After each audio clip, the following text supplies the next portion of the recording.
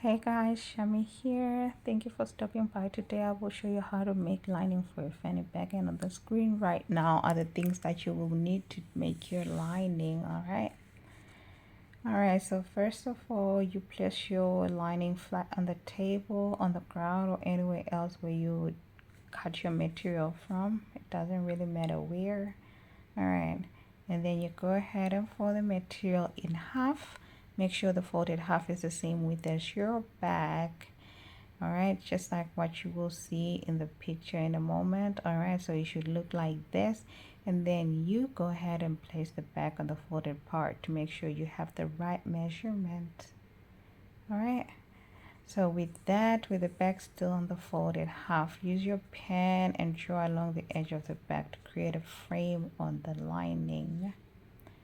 And so after you've marked using your pen and created a frame, your tracing should look like this when you remove your back. Okay. Alright, so with that, the next step obviously is to cut along the marked line. Alright, so the lines are to guide you so you don't make a mistake when cutting. Okay.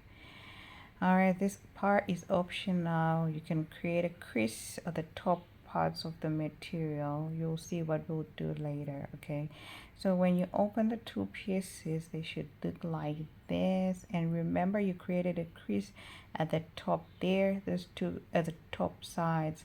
Now you can go ahead and sew along the edges there, so when your back is done you can have like nice flat edges. All right, so when you're done doing that, go back again and attach the two pieces back together with the right side facing. All right, and then you make a line, guidelines for your sewing with a pen, and then after that you go ahead and sew along the guidelines, and then you're done. So that's how you make your fanny pack lining.